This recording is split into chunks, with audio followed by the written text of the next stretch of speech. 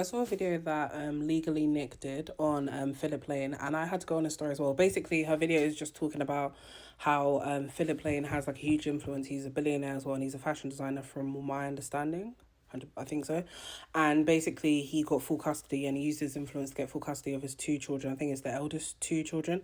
And the mother of those children was looking after them full time, whatever, or was the primary carer. Then he decided to step in. Then obviously, he has one or two other children with another woman as well. So now that he's got full custody, he's now taking over that. And then the woman that he's now currently with, that apparently sued before him, which is quite weird, basically is acting as their mum. And obviously, now the actual mum of the two children basically has to have supervised visits twice a week, 2 hours, and the social worker looks for her phone. I had to go on his page because I was just like, even though I believe Legally Nick, I was like, nah, this man's mad. I'm going to show you what he posted. Okay, so we're just going to start here now. So he says, I feel deeply sorry for the situation we're all in, above all for our children. They are the ones who suffer the most. Fortunately, since being under my... bear in mind, disclaimer, I am dyslexic. So if the English is doing fre, shush. Fortunately, since being under my custody, their suffering has finally come to an end. Okay, this is not what I ever wanted or aimed for. It is the tragic consequences of the mother who has constantly placed her own interest above the well-being of children, using them as a tool for personal financial gain. Okay. Then he goes on to say, let me just move myself over here. The level of emotional harm that Lucia has caused is beyond words. The children are terrified of their own mother. They cry when they hear her name. I feel like it's a bag of baloney, but okay, let's go on. They cry when they hear her name, hide when they know they may have to see her, refuse to get into the car, and even panic when we drive near her home because they recognise the neighbourhood. Okay. The fear is not something that comes from me or anyone around them. It lives deep inside of them and has been there from the very beginning. He then goes on to say, I don't know why that part's cut out though, but he said basically that they've had to force her to see them only through strictly supervised visits twice a week, 2 hours each, under supervision of a doctor and social workers. Lucia is not even allowed to take them to the bathroom without supervision. Even her phone calls are monitored by the social worker. This alone should make everyone stop and ask. I'm just gonna pause here though. The phone calls being monitored is a red flag for me, for him though, because why are you monitoring her calls outside of her seeing her children and stuff as well? Like that shouldn't be something that you need to hand over the phone. And also, isn't that, I'm not sure a social worker is even allowed. I don't know what country they're in as well in regards to like the regulations for social work and stuff, but I'm sure that is a breach of whatever the social worker has going on to check their phone, unless there's a safeguarding issue or something. But at the same time, they would need maybe a court order to do so and look at her devices, I'm sure. But we move on. This alone should make everyone stop and ask, why has this happened? Who truly needs protection from whom? And who is really suffering, the mother or the children who live in fear? It is essential to understand that everything concerning the children is now decided solely by the courts and by professional doctors. The situation has become so serious that it's no longer up to me. I do not decide where, when, or how Lucia can see the children or for how long. These decisions are made strictly under judicial and medical authority. He then goes on to say, at this level, it is impossible for me to return the children to their mother. If I were to withdraw from my responsibility, the children would be placed in foster care. I took them under my supervision only to protect them from fear, instability, and further emotional harm. And it goes on to say, I don't know why I cut off there. I am doing nothing but protecting my children from abuse and fear. This is not a fight between parents. It's about safety and well-being to two little children who deserve peace, healing, and love. It is important to highlight that another truth that may be ignored: the children were never allowed to attend kindergarten.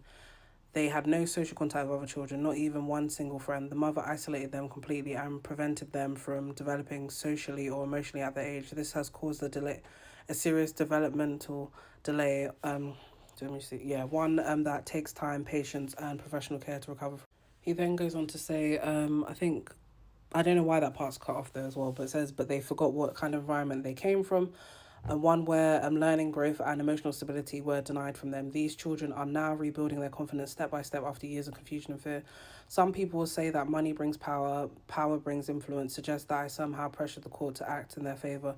This is absolutely false. We are in Switzerland, a country with more of the most transparent, independent, and protected judicial systems in the world. No one can influence or buy the decision of a Swiss judge, especially not in matters concerning the well-being and safeguarding of the children. He then goes on to, I don't know why this part's also cut as well, but he basically offered her money as well. and she I offered her €30,000 per month in child support, an amount that would have allowed her to live comfortably and provide every possible comfort for the children. And even though she lost custody and is no longer entitled to support, I have continued to support her financially. She still lives entirely at my expense, the bare minimum. Oh, she lives off me, okay. She still, over the years, she has also received more than €1 million worth of jewelry, along with countless other gifts and luxuries. Yet, despite all of this, she continues to create conflict instead of peace. She wanted to go to court only because she wanted to take the children to England, hoping to gain more money and more control. This is never about the children. It was about her own greed and a constant desire for financial advantage. I don't know why this is cut off, but you can go to his Instagram story anyways. Whatever his name was, yeah. All the facts, undeniable and documented. Sorry, the decision made by the court and real officials. These are not fantasies, rumors, or social media narratives. This is reality we are facing today. As I have said many times, I have always supported and respected the role of a mother. Nobody is questioning the importance of a mother. I was raised by my own mother, and from the personal experience, I know deeply how vital and irreplaceable. So wow, irreplaceable. The role is, but in this case, the reality is different. The mother has become the great source of fear, trauma for her own kids. What should have been love has turned into their biggest nightmare. Then he carries on and says, and at the end of the day, she continues with lies, manipulation, instead of accepting responsibility. In the end, what matters are the facts. She is not allowed to see the children freely. She can only see them 2 hours a week for 2 times a week, for 2 hours under supervision. Make one supervised phone call. That should make everyone realize the gravity of the situation. The suffering these children have experienced is heartbreaking and understandable, dyslexia. My only goal is to protect them, to help them heal, to give them love, safety, and chance to grow up free from fear. Yeah. This is not about revenge. It is about two innocent lives and deserve peace, care, and protection above all else. Then he carries on with another paragraph. Says the mother stands above everything. The belief is part of the core values, and I was raised by, in 99% of the cases, the mother is and should be the main point of emotional connection and care for our children. All other children have a loving mother, and I can say from my own experience as someone who was raised by my mother after my parents separated when I was only 3 years old, that the mother's love is irreplaceable. My son, Roman, and Hurricane are perfect examples of this. They are deeply connected to their mother, as every child naturally should be. Pardon me. They love her, they need her, and I play a small role in their life, everyday emotional world, as it should be. This is why the situation is so painful for me, because the case I don't know why the thing covering things turn around differently, not because I wanted it that way, but because the circumstances forced it this way. The only thing I have to say about this part, though, is that he's saying, oh, they can provide emotional. Why can't you as a father? Because you're doing the stereotype, oh, the mother has the maternal instinct. Yeah, but you're a father now.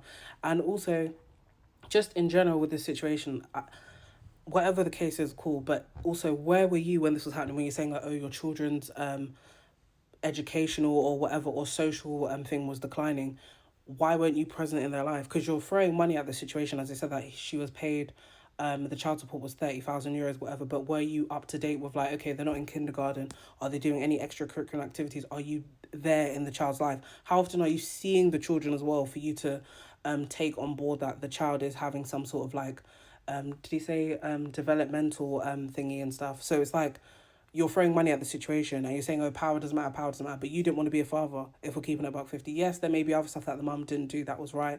I don't fully believe the story anyway, though, because this man is a billionaire and this woman is literally financially living off him. I'm not sure what she works as well outside of him, but just in general, it's a bit of like a... Then he carried on with this statement here and said, I can't even be asked to read this, but yeah, he does yappa like a rat.